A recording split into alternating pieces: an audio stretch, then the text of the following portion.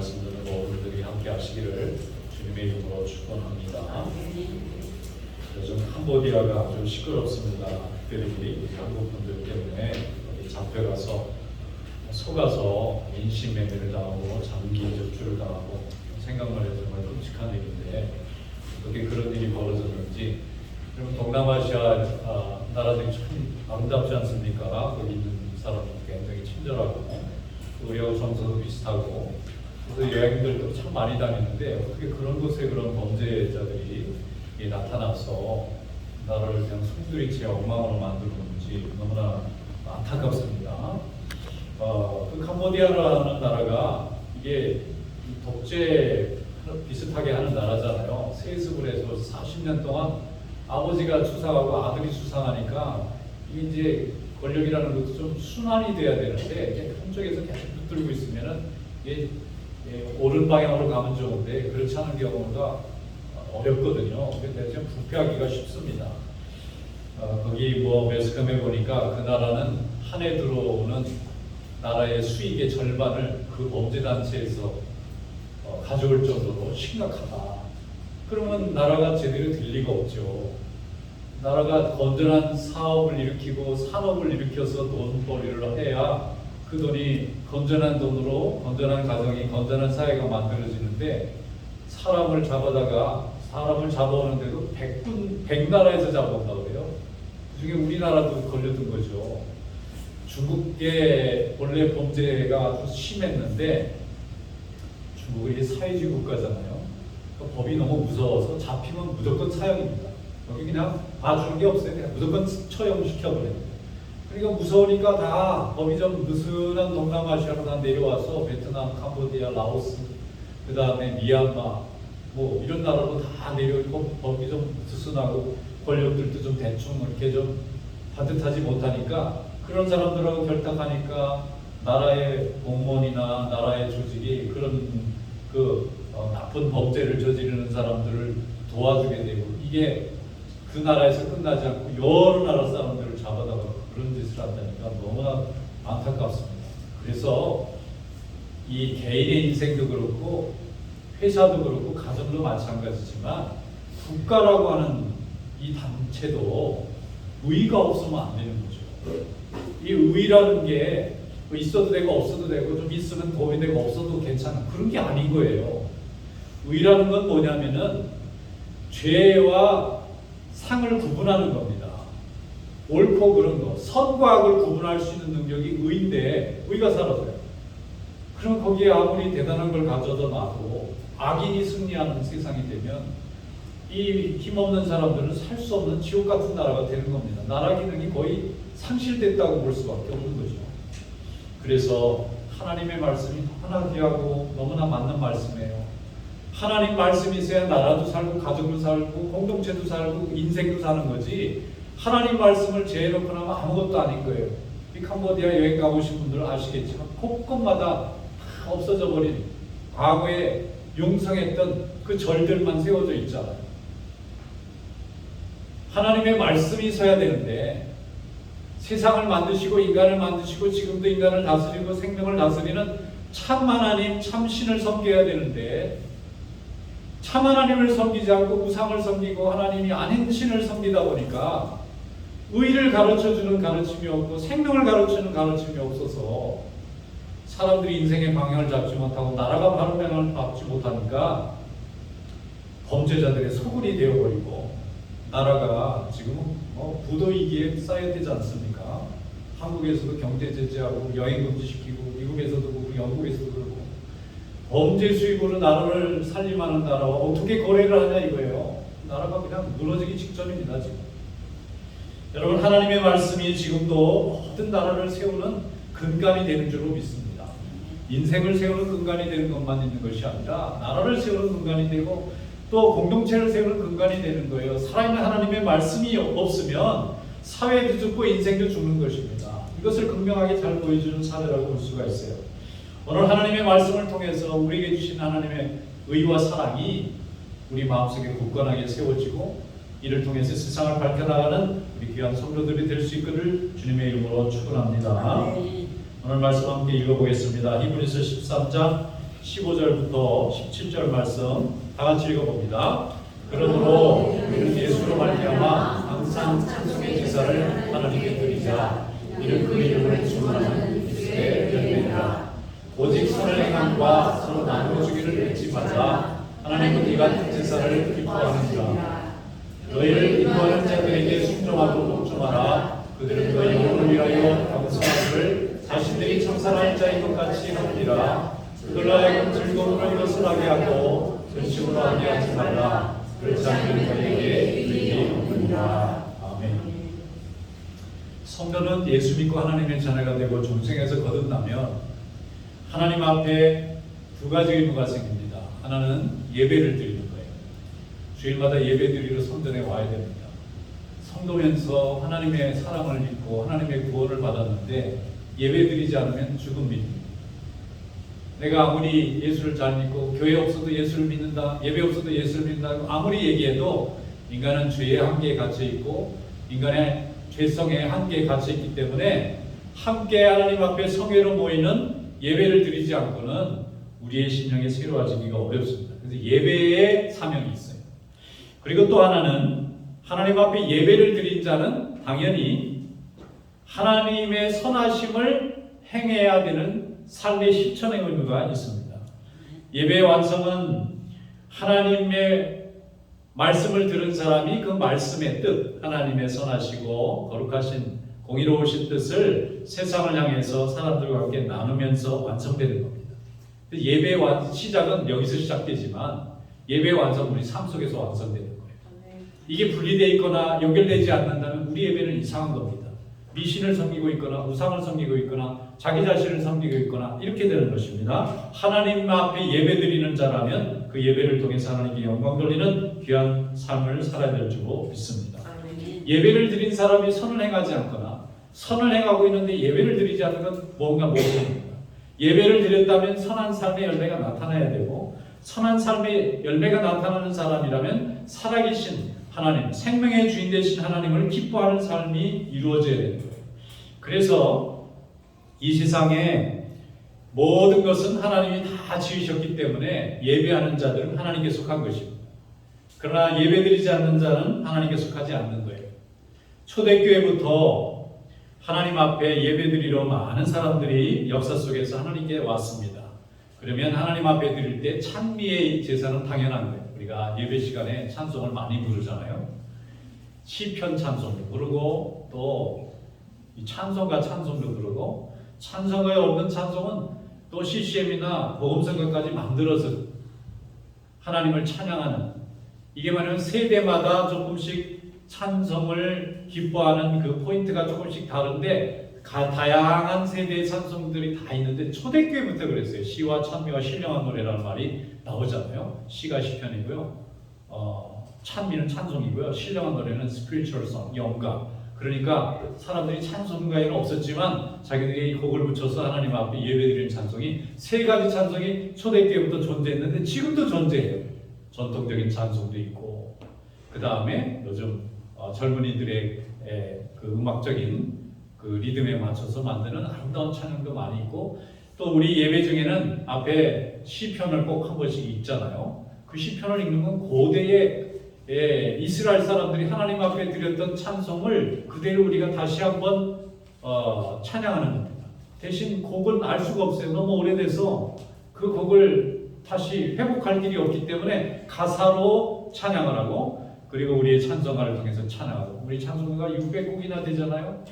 여기 보면은 수백 년 동안 은혜 받은 사람들이 검증된 것만 남아있는 거예요.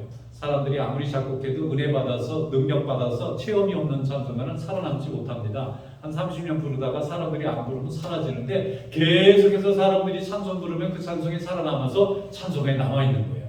그냥 있는 게 아닙니다. 이렇게 우리는 날마다 하나님 전에 나와서 예배드리고 찬양을 하면 주의적인 말씀을 우리가 알아듣기 쉬운 방법으로 이렇게 설교로 말씀으로 성경 공부로 가르쳐주면 그 말씀을 우리의 이성을 가지고 이치를 깨우치고 판단해서 깨닫는 겁니다. 그런데 그 주신 하나님의 말씀의 핵심이 사랑과 공이라는 거예요. 이 두 가지 중요한 기둥으로 하나님의 말씀이 이루어져 있어요.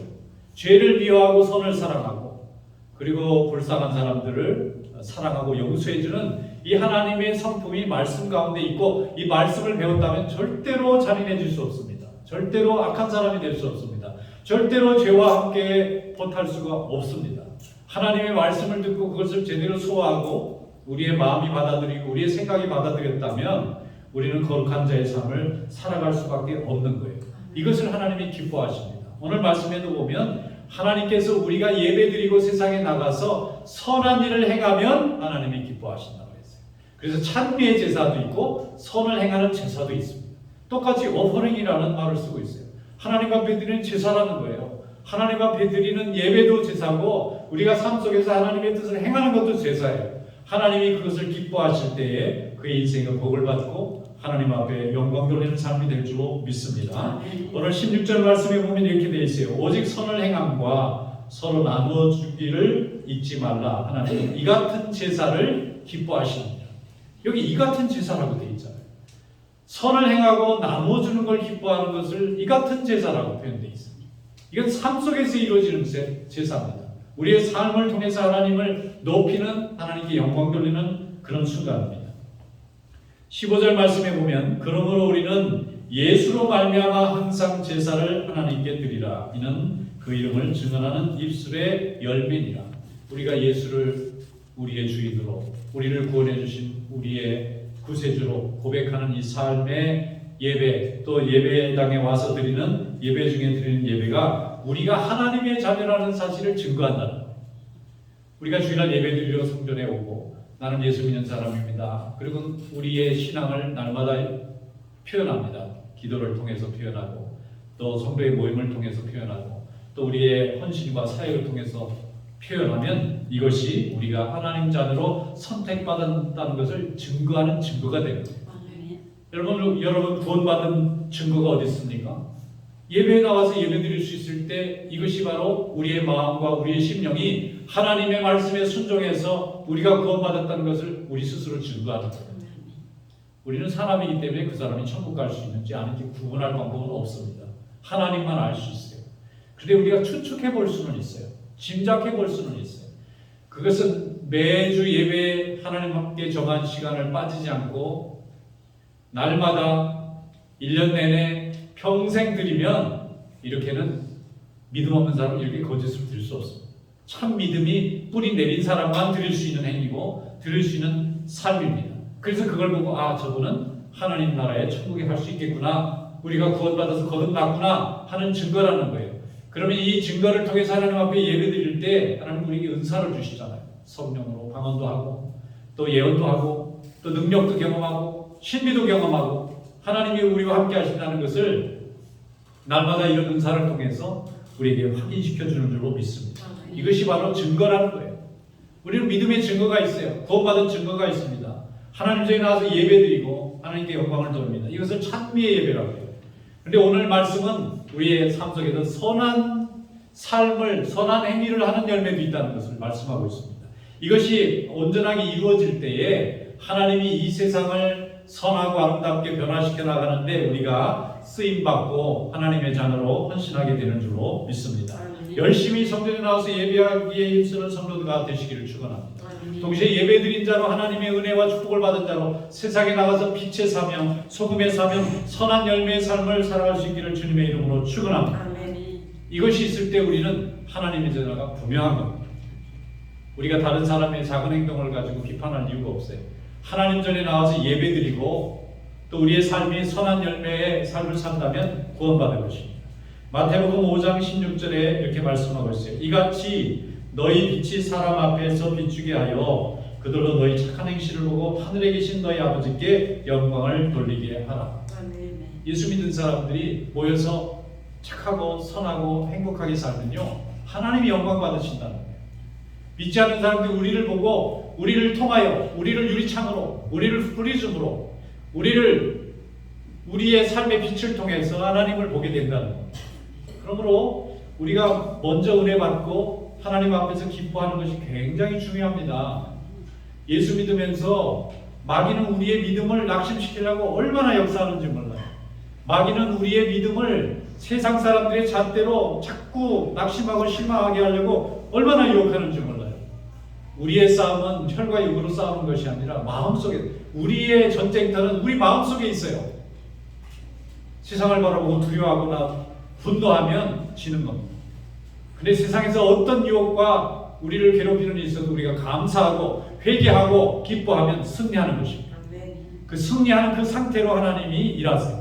패배하는 순간에는 우리가 하나님의 일에 쓰임받지 못하고 마귀에게 쓰임받을 수가 있습니다. 오히려 다른 인생을 고통 주고 교회를 소란하게 만들고 세상을 어지럽게 만드는 일이 될 수도 있는 것입니다.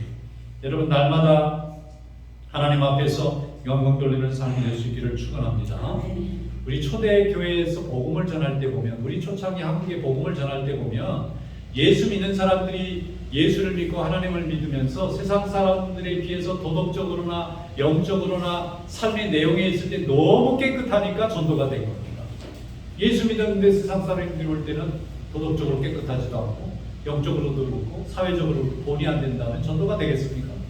근데 예수 믿는 사람들은 제대로만 믿으면, 거짓으로 믿지 않고 바르게만 믿으면 사랑하게 됩니다. 용서하게 돼요. 감사하게 됩니다. 이게 힘입니다. 세상에는 이런 걸 가르치지 않습니다. 그렇게 사는 사람은 바보라고 해요. 그런 사람들은 패배자라고 말하고 루저라고 말해요. 그러나 예수 믿는 사람은 그렇게 사는 것이 하나님 앞에 기쁨이 되고 우리가 승자가 된다고 우리는 확신합니다. 이 힘으로 세상을 이기는 겁니다. 그것이 복음이 되는 겁니다. 기쁜 소식이 되는 거예요. 로마가 400년 동안 교회를 핍박했어요. 왜냐하면 세상의 권력은요, 인간적인 충성을 요구합니다. 그러니까 로마가 볼 때는 예수 믿는 사람들이 황제에게 충성을 해야 되는데, 세속의 권력에 순종해야 되는데, 자기들의 주인이 따로 있다고 예수님을 주인이라고 하고 하나님을 주인이라고 하니까 핍박했어요. 오해한 거죠. 그 핍박이 어느 정도 셌냐면, 예수 믿는 사람들이 모여가지고 성만찬하니까 저 예수 믿는 사람들은 어린애를 유기해서 잡아다가 피를 상체로 먹는다고. 누명이죠. 음모죠. 그러니까 예수 믿는 사람들은 악한 사람인 줄 알았던 거예요. 그래서 내려다가 전부 처형하고 죽이고 괴롭히고 쫓아내고 추방하고 난리를 쳤는데, 400년 후에는 온 로마 제국이 다 예수 믿는 사람 천지로 바뀌어버리고, 나라의 법이 항복해서 예수 믿는 사람들을 허락해 줄 수밖에 없고, 오히려 로마가 예수를 믿는 교회를 세우고 세상에 복음 전하는 나라로 바뀌어버렸어요. 로마가 기독교를 삼켜버린 게 아니라 기독교가 로마를 삼켜버렸어요. 이 힘이 어디서 나왔겠습니까? 하나님 앞에 온전한 예배를 드리고 삶의 예배를 드릴 때에 사람들의 생각이 바뀌고 그들의 삶이 바뀌고 결국 하나님 앞에 순종하게 될 줄로 믿습니다. 우리 성도들은 외모는 다 다르게 생겼지만 우리의 형상, 이미지, 우리의 형상은 하나님의 것입니다. 우리는 이미지 오브 하나님의 형상을 가지고 있어요. 그게 어떻게 생겼는지는 알 수 없습니다. 하나님의 모습을 가지고 있어요. 우리는 하나님의 형상대로 지음받았기 때문에 하나님은 창조주가 되시고 우리는 그분의 지음받은 형상입니다. 그런데 이 형상을 하나님이 만드셨기 때문에 지은 분을 알아주고 감사하고 찬양하는 것이 예배입니다. 성도의 삶은 자연적으로 예배적 삶이 될 수밖에 없어요. 우리는 사람을 외모로 판단하는 사람이 아니고 하나님의 형상이 있는지 없는지를 판단하는 것이고, 그 형상이 살아있는지 죄로 인해서 흘려졌는지, 이것만 우리의 관심이에요. 그래서 우리가 기도하는 것입니다. 전도하는 것입니다. 그리고 긍휼히 여기고 안타까워하는 것입니다. 우리 하나님의 말씀 가운데 변화받고 주님의 능력 가운데 승리하는 성도들이 될 수 있기를 주님의 이름으로 축원합니다. 예배는 축복입니다. 특권입니다. 권리입니다. 죄에 물린 사람은 절대로 올 수 없고 잠시는 흉내낼 수 있어도 지속할 수 없는 것이 예배입니다. 그리고 예배드린 사람은 하나님이 가지고 계신 성품, 공의와 사랑을 우리의 성품 가운데 가지고 있어요. 죄는 이것을 미워합니다. 그러나 하나님의 성령은 이것을 기뻐합니다. 성령 충만한 사람의 특징은 거룩해지고 그 다음에 착해지고 용서해주고 그러면서도 손해보는 느낌이 있는 것이 아니라 기쁘고 다 가진 것 같은 느낌을 갖는다는 거예요. 이것이 성령이 가지고 있는 역사입니다. 성령이 죽은 사람만 살리고 병만 고치고 방언하고 예언하고 신비만 체험하는 것이 아니고 우리의 성품을 녹입니다. 그래서 하나님의 성품과 맞게 가게 만드세요. 그래서 세상을 바꾸는 것입니다. 1940년대에 중국이 말이죠. 이제 대륙을 통일한 다음에 선교사들을 전부 내쫓았어요. 청나라 말기부터 외국 문명에 대해서 반감이 많으니까 선교사들을 죽이고 내쫓는 그런 사건도 많이 있었지만 공산 정권이 들어서면서 모든 기독교인들은 중국 땅에서 나가라 그래야 추방했습니다. 예수 믿는 사람들은 전부 다 핍박했어요. 그리고는 70년이 지났습니다. 사람들은 중국 안에 교회가 다 소멸됐을 것으로 봤어요.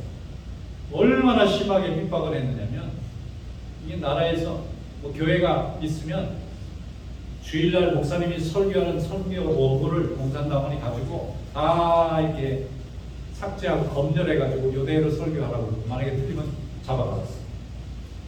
얼마나 큰 핍박입니까? 교회에서 설교도 하나님의 말씀대로 못할 정도로. 그래서 교회가 다 없어졌을 거라고 생각했어요. 50년 정도 지났으니까. 기독교인들이 아무도 없을 거라고 생각했어요. 근데 뚜껑을 열어보니까 1억 명이 예배드려요. 1억 명이. 인구가 한 13억이 넘으니까 1억 명 해도 얼마 안 되는 것처럼 보이겠지만 이 사람들이 공개적으로 예배드리는 것이 아니라요. 숨어서 예배드려요. 이걸 지하교회라고 가정교회라고 말을 씁니다. 또 공식적으로 정부가 인정하는 교회는 삼자교회라고 해서 프리 셀프라는 뜻이거든요. 그 인정하는 교회 빼고 지하에서 인정받지 않고 사람들이 몰래 그런 교회가 대형 교회를 이룰 수 있겠습니까? 드러내고 예배드리면 다 잡혀가는데 그러니까 전부 소그룹으로 모여서 교회 건물 중요한 교회 건물 없죠. 있을 수가 없죠. 나라에서 핍박하는데 우리같이 이렇게 간판 붙여놓고 불가능합니다.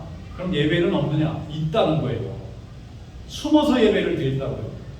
그 부모 때부터 조상부터 몰래 믿었던 그 하나님을 향한 믿음을 포기하지 않고 그들 몰래 세례주고 또 말씀 듣고 그렇게 예배드리는 사람이 1억 명. 미국은요 인구가 3억이어도 예배드리는 사람 10%도 안 됩니다.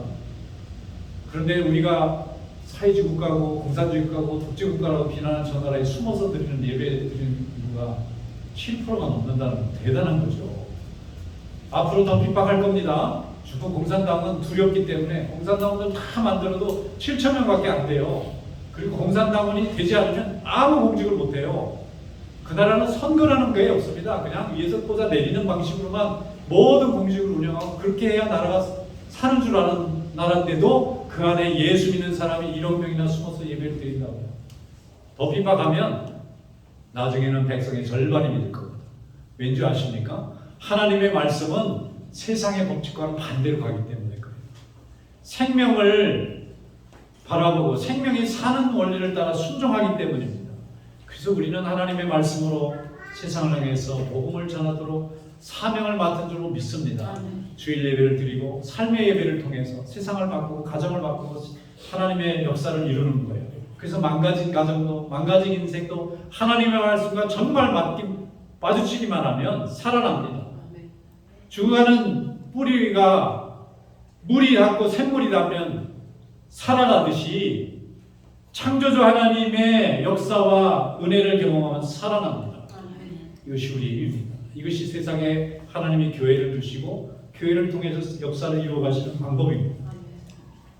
고린도전서 2장 12절에 말씀하기를 우리가 세상의 영을 받지 아니하고 오직 하나님으로부터 영을 받았으니 이는 우리로 하여금 하나님께서 우리에게 은혜로 주신 것들을 알게 하려 합니다. 은혜로 주신 것을 알게 하려고 하나님의 영을 받아서 참 우리는 하나님의 영을 가진 사람. 우리는 육도 있지만 영이 있어요. 근데 이게 하나님이신 영이고 예배를 모르고 선을 모르는 사람은 세속의 영이 있는 거예요. 하나님의 영이 있는 우리가 더욱 열심히 하나님을 섬길 수 있기를 축원합니다. 하나님을 사랑하고 이웃을 사랑하고 형제를 사랑하고 이런 하나님의 살아계신 가르침이 지금도 십자가에서 우리를 위하여 피 흘리셔서 모든 죄인을 구원하신 하나님의 사랑 가운데 있는 줄로 믿습니다. 예수의 복음을 우리의 삶 가운데 우리의 가정과 이웃 가운데 그래서 나라가 변하고 세계가 변하고 하나님 앞에 순종하게 될 줄로 믿습니다. 텍사스에 없는 도시가 좀 큰 도시인데요. 우범 지역이 있는 거예요. 다운에. 아무도 안 가요. 거기는 범죄자들, 마약쟁이들, 홈리스들, 경찰관들만 돌아다니는 스트리트입니다. 골치 아픈 거예요. 거기서 날마다 살인사건 나고 범죄가 일어나서. 그래서 시장도 경찰서장도 어떻게 할 줄을 모르는데 어느 날 교회가 갑자기 들어왔어요. 교회가 어디 이렇게 돈이 없으니까 거기에 건물을 하나 산 겁니다.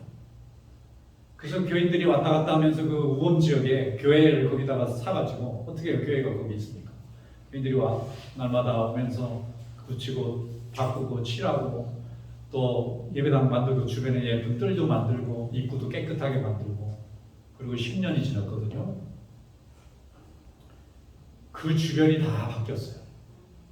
왜냐하면 범죄자들만 출입하다가 예배자들이 출입을 하니까 동네가 깨끗해지기 시작하고 그리고 그 사람들 때문에 또 가게들이 자꾸 들어오는 거예요. 사람들이 와서 뭘 사먹고 왔다 갔다 하니까 또 아이들도 왔다 갔다 하니까 좋은 유치원들도 자꾸 들어오고 그래서 지금은 한 30년 지났는데 가장 비즈니스가 잘 되고 제일 맑은 지역으로 바뀌었어요.